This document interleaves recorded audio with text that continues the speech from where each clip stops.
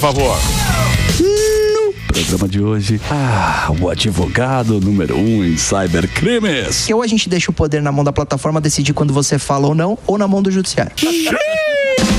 O cara que manja tudo e mais um pouco sobre crimes cibernéticos. Você não quer cair em golpes internéticos? Interrogação. Pique!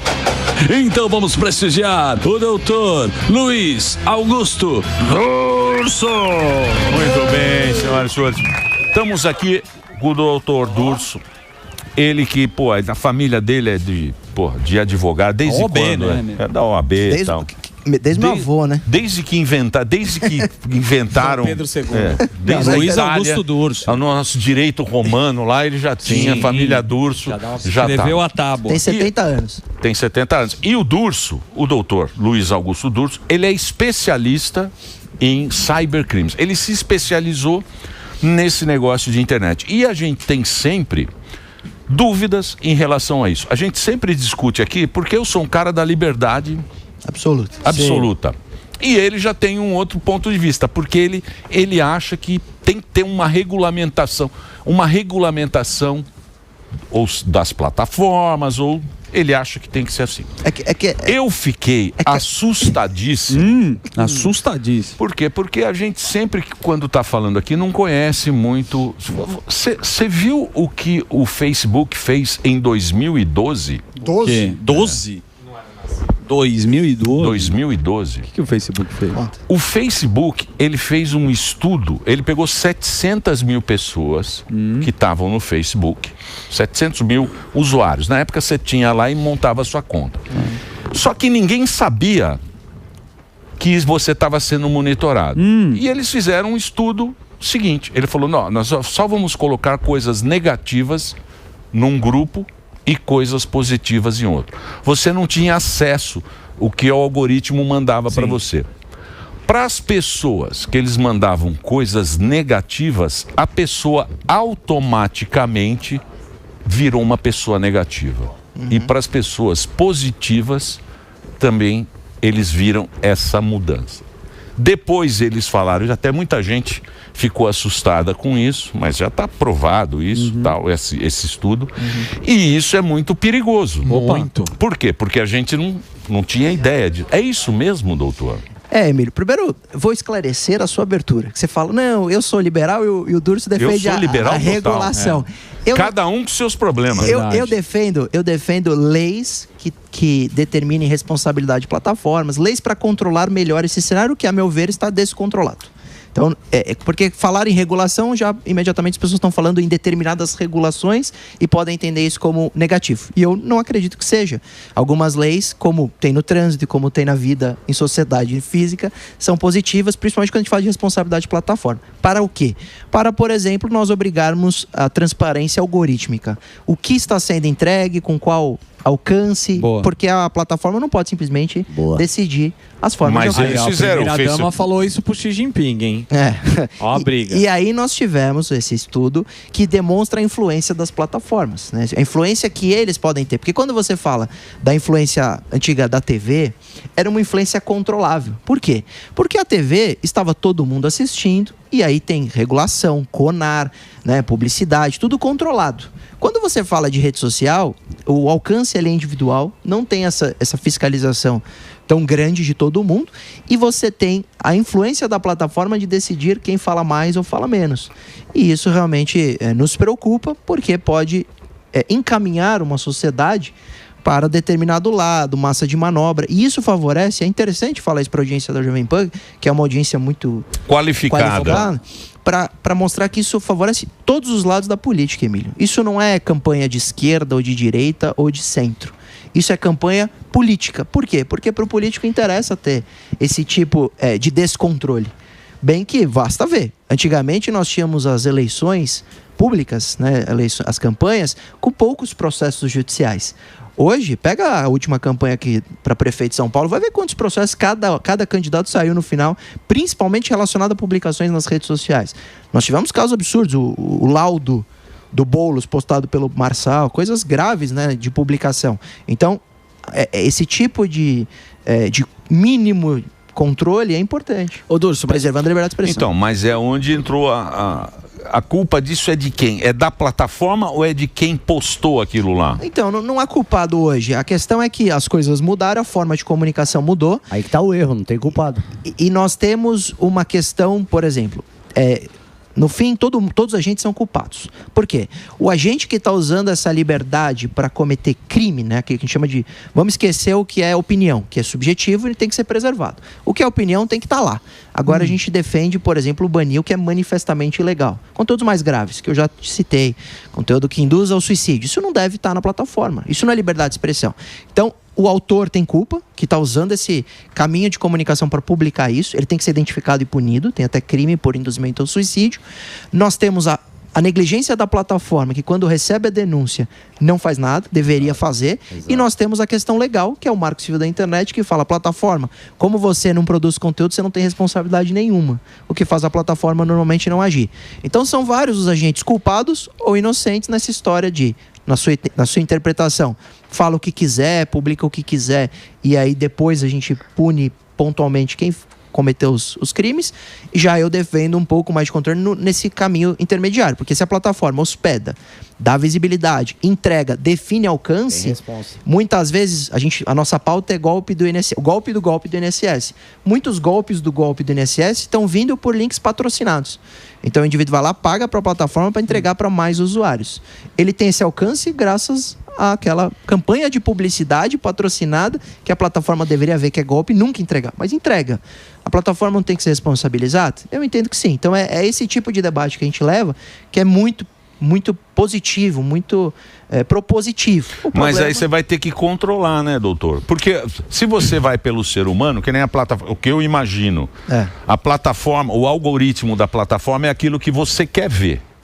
Por exemplo, o que a plataforma quer que você veja. Esse que é o lado. Não, ela quer que eu veja. Mas, por exemplo, se eu começar a ver mais acidente mais. De trânsito, ela fala: opa, esse cara gosta de acidente de trânsito, então vou mandar para esse sujeito. Vai entregar mais para mim. Isso, conteúdo relacionado. Você que clica no conteúdo relacionado. Isso para mim faz todo sentido. Perfeito. E o que está errado que nisso? É o que o cliente quer, né? A recomendação não tem problema nenhum. É uma forma muito eficiente de marketing. Porque se ela dirigir, por exemplo, o Zuckerberg, ele percebeu isso fazendo essa pesquisa. Ele falou: porra, se eu mandar para esse grupo assim e para aquele grupo assado, o grupo que eu mando assado também na vida ele vai ser assado. Foi um teste de manipulação. É isso aí. É isso aí. Ele queria saber se realmente funcionava. Porque se você fizer uma comissão, aí acabou. Tá bom, não. A recomendação é super positiva. Inclusive, é o que o usuário está cobrando das plataformas. Não é à toa, hoje, a IA, por exemplo, do algoritmo do TikTok, tem um resultado muito mais eficiente das pessoas ficarem mais tempo na plataforma com os vídeos curtos. E o Reels é pensado. Essa história de o vídeo curtinho, dopamina. Então, isso é proposital. Está sugestionando isso. Isso, aí o Instagram copiou para tentar competir, porque está perdendo muito dinheiro, mercado. Né, doutor? Porque quando você, por exemplo, eu denuncio vários cassinos que tem a imagem do Neymar, falando pro Neymar, o Neymar: olha, é a plataforma que eu jogo. Você denuncia, eles não derrubam dizendo que não fere. Por quê? Porque é pago. Isso, aí então, o dinheiro você ouviu? Tá mandando, então. Você ouviu? Ele faz um break, ele quer um break. É a voz divina. É o Reginaldo bolou. Eu achei que era Stephen Vai lá, Reginaldinho, fazer um break da nossa querida rede de papo, tá muito bom. O Instagram é Luiz Augusto Durso. Doutor Durso é o cara que mais manja de rede social de cybercrimes aqui no Brasil. Referência. Pode rodar, o Reginaldinho. Então é o dinheiro que manda. Então, Emilhão, aí o conteúdo recomendável é muito positivo, é bom. Funciona bem, é melhor. As pessoas querem receber. Até plataforma de streaming grande está fazendo isso. O problema é o conteúdo criminoso que lá está sendo hospedado, muitas vezes entregue pelo algoritmo e não tem qualquer tipo de gestão. Madurção. E a gestão, desculpa. Não tem que ser feito por uma comissão. A gestão tem que ser feita pela plataforma por uma obrigação de saber que aquilo que é manifestamente ilegal tem que ser apagado. Aí, se eles não apagarem? Se eles não apagarem, caberia uma ação judicial para responsabilizar. O juiz vai analisar. Mas isso que é perigoso. Assim como os veículos de mídia, por exemplo. Quando alguém quer anunciar, o veículo de mídia faz. Pelo menos ele vê. Mas se a gente ficar mentindo aqui, a gente perde a credibilidade. Aí o cara não assiste mais. Mas é processado, né? Mas quando você joga essa eu digo o seguinte, por exemplo, que nem a gente aqui, né? Se a gente vai pegar uma notícia, Se bem que de vez em quando também erra, mas aí a gente fala, ó, erramos isso aqui. A maioria das vezes. Não, a gente assume. Você tem que assumir. Sim, isso aí, por quê? Porque aqui é a nossa cara, não é um robô. Sim. Isso. A maioria da internet, a maioria das pessoas que entram lá... São avatares. São avatares. Não, mas por trás do avatar tem alguém. Isso. Então essa pessoa tem que ser responsabilizada e muitas vezes a plataforma tem que ajudar a encontrar esse cara para ser responsabilizado. A gente tem até negligência. Isso é interessante, porque daí você vai pelo CPF da pessoa e o cara responde pelo que ele posta. Isso, não tem quando dá CPF. Mas acho que a divisão ela tá em outros lugares, como você colocou aqui. Primeiro, o vício, que a plataforma deixa a gente completamente viciada aí na dopamina e você tem que ficar cada vez mais na plataforma e horas perdendo. Você vê que não tá fazendo bem pra cabeça de ninguém isso. Outro, o interesse político. O cara sabe do engajamento, a gente tá vendo vários políticos que usam isso de uma forma boa ou ruim. Perfeito. Tá nesse lugar. Agora, quando você deixar pro político ou o governo distribuir, esquece, é esse que é o lugar. Não, o que eu digo é o seguinte: o anonimato. Porque o grande problema disso tudo é o cara tá anônimo. Sim. As pessoas que entram aqui, por exemplo, o chat, que eles ficam xingando e tal, é tudo meio anônimo. Ninguém sabe quem é. Não é uma pessoa que chega aqui. Então, arroba motinho do Naruto, aquelas fotos lá dos... Aquela babaquice. Carlinhos Piauí. Aí o cara fica muito macho, ele fica muito insolente, ele te xinga e tal. Mas é um bosta. Por quê? Porque frente a frente, você vê um outro humano, aí é outro relacionamento. Então, não seria mais fácil, e eu não entendo por que não deixa de ser anônimo isso. Então, isso é interesse da plataforma? Claro que é. Que tem mais usuário. O cara que tem fake, ele tem um 5. Ele cria 12. A plataforma com um clique poderia obrigar você a vincular todos os perfis a um CPF. Não tem previsão legal, mas poderiam fazer. E aí eles estariam trazendo uma resposta à sociedade dizendo, eu fiz isso e se me processarem... Por que eles não fazem isso? Porque se você vincula um CPF, você diminui a chance do indivíduo ter anonimato e interessa para o usuário, interessa para a plataforma, porque é mais gente online, mais perfis criados, mais engajamento. E sabe o que é interessante, Emílio? Até a forma de entrega. Mais audiência. O Elon Musk, quando compra o Twitter, ele muda a entrega, porque até então você via o conteúdo que as pessoas que você segue postavam. Então, você segue alguém, aquela pessoa posta, você tem o conteúdo. Ele mudou. A entrega principal hoje no X é o conteúdo que está mais engajado. Então ele tem interesse em ter esse engajamento de pouco importa qual é o conteúdo, normalmente é debate político, é crime, é ofensa, é o que a gente vê no Twitter em maior quantidade, é o ódio mesmo, em alguns casos mesmo, e isso engaja. Então a plataforma tem interesse nesse debate maluco. Mas você não tem liberdade de expressão vedado ao anonimato? Tem. Não está na nossa Constituição? Sim. Em cima disso, você não pode exigir, você não pode processar, você não pode impor isso à plataforma, já que ela está ferindo a nossa Constituição? Pode, a forma de impor é a plataforma fornecer os IPs e você identificar. O problema é que você obriga todo mundo que tem um problema contra um perfil falso a judicializar para saber quem está por trás daquele perfil falso. Isso é custoso, isso é demorado. Então, se nós tivéssemos uma forma mais eficiente, isso é interessante. O seu pleito eu até abraço, porque se nós tivéssemos formas eficientes de responsabilizar o autor, não precisa responsabilizar a plataforma, porque aí você vai direto no autor, ele remove. Se ele postou uma bobagem tremenda, ele se arrepende e remove. Sim, se agora, fosse o CPF com a cara da pessoa, né? Jamais o cara te xingar aqui no chat. E mantém. Falar E banca. Hoje ele banca porque ele é anônimo. Lógico. Ele banca porque ele fala assim, primeiro que eu sou anônimo, segundo que ninguém vai me processar, terceiro que ninguém vai me identificar. Então o anonimato gera esse descontrole de rede social que está gerando, eventualmente, uma responsabilidade paralela da plataforma. Falando, já que vocês não estão ajudando a identificar, pelo menos excluam aquilo que dá para saber que é ilegal, e se não excluir tem responsabilidade. Mas isso a lei hoje não prevê. Sim. O artigo 19 afasta a responsabilidade se não tiver uma decisão judicial e se o conteúdo não for pornografia ou nudez, que é o artigo 19 e 21, os artigos 19 e 21 do Marco Civil, que estão em debate, inclusive, no Supremo. Tá no Supremo isso aí, né? Tá julgamento para ver da possível inconstitucionalidade. E o que você acha que vai rolar? Olha, os votos, assim, as manifestações estavam todas no caminho da inconstitucionalidade, que derrubaria o artigo 19 e isso traria mais responsabilidade para as plataformas. Elas estavam muito preocupadas, inclusive. Nós tivemos um grande acompanhamento dos debates orais, né, das sustentações orais, dos amigos cures, né, quem se cadastrou para sustentar, mas o julgamento está suspenso, né, teve pedido de vista, tudo está suspenso. Então, a gente está esperando julgar, faz no mínimo 4 meses essa história já.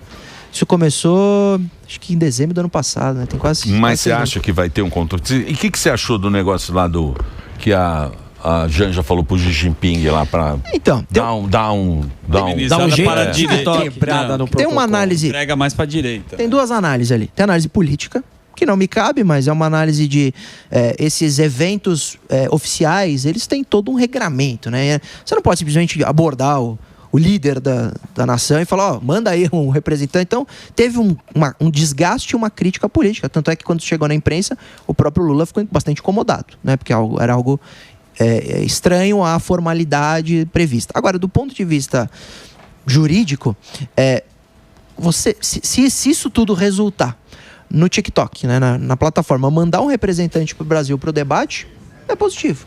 Então, tirando o desgaste político e a eventual análise que ela estava ali forçando a situação de vocês estão favorecendo esse cenário de ódio, de uso político e tal. Mas o político tem interesse individual. Se o cara é da direita ou da esquerda, ela vai querer, né? As pessoas, elas sempre vão pro lado da... A intenção...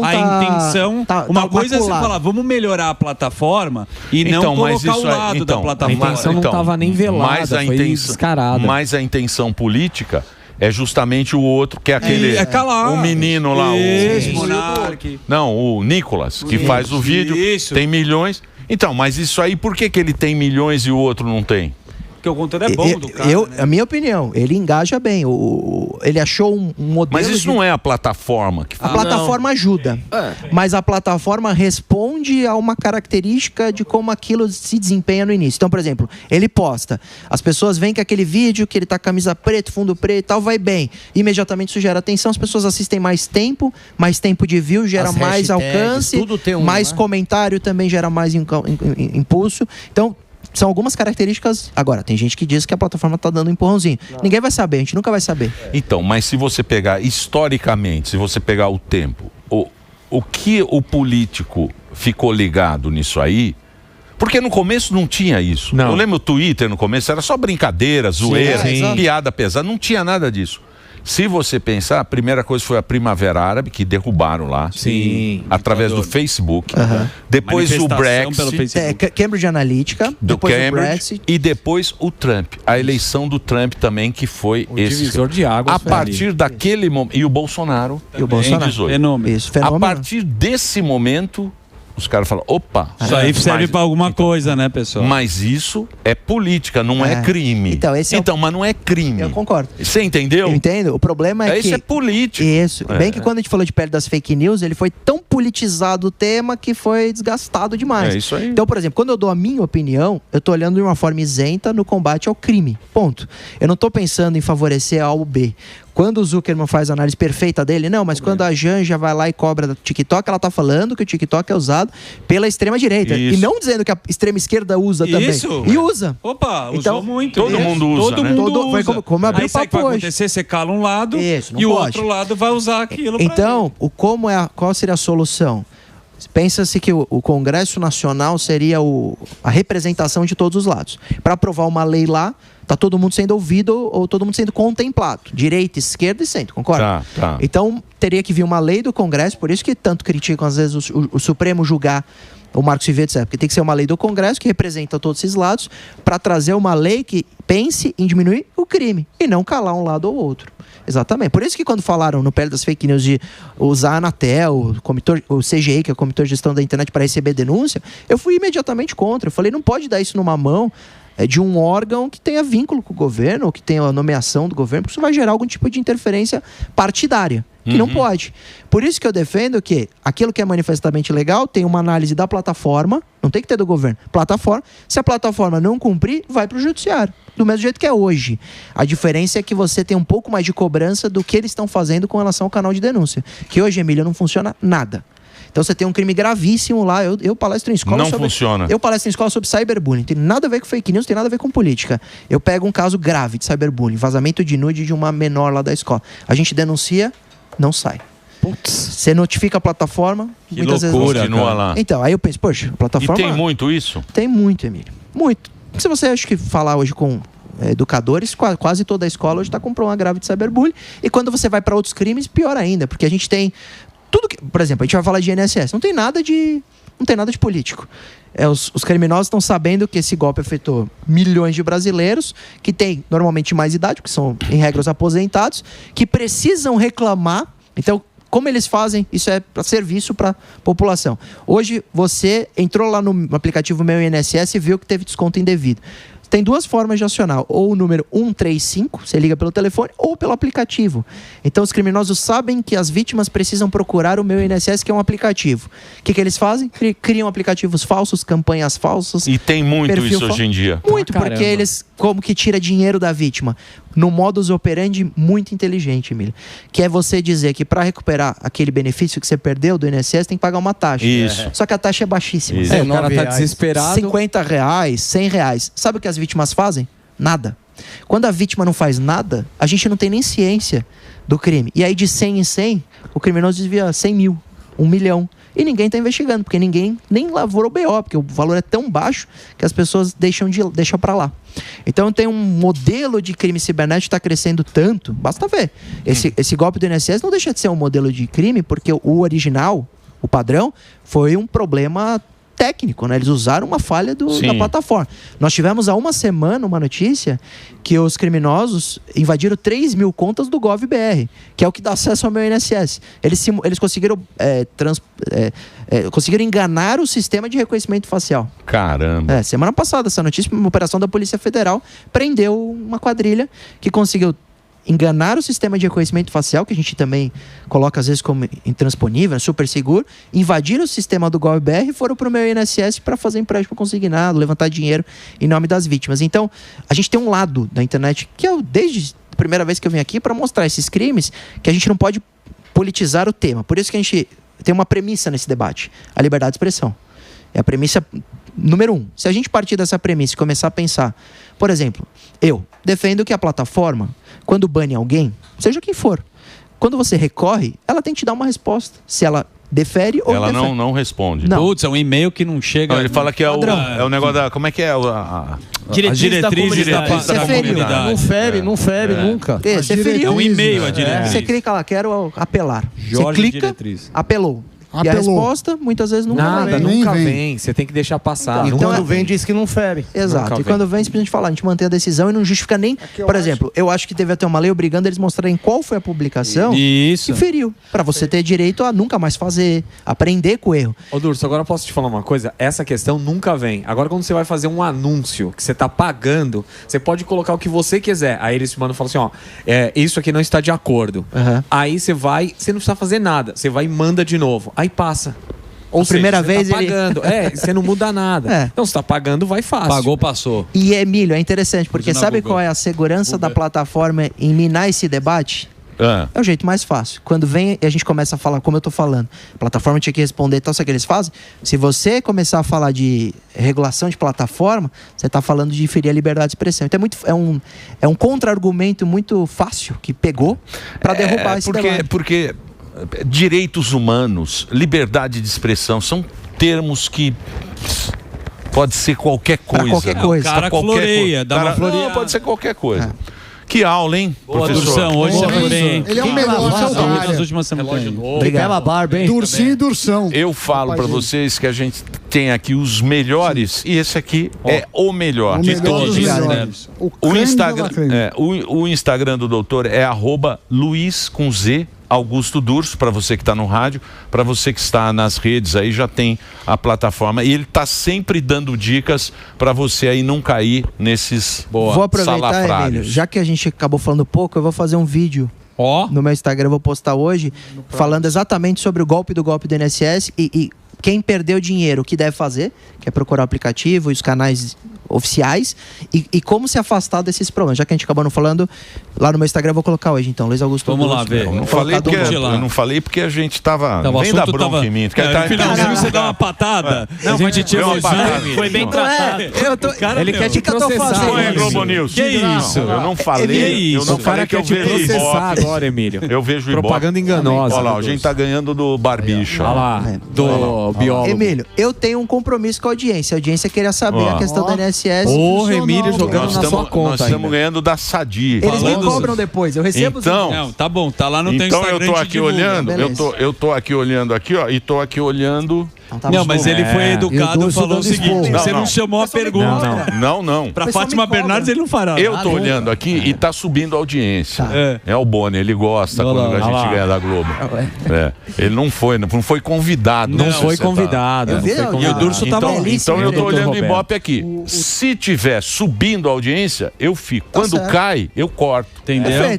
Então você pode voltar quando quiser. Então fechado. A gente volta a falar do INSS, mas eu, como vou receber um monte de mensagem falando, você não falou como isso aí.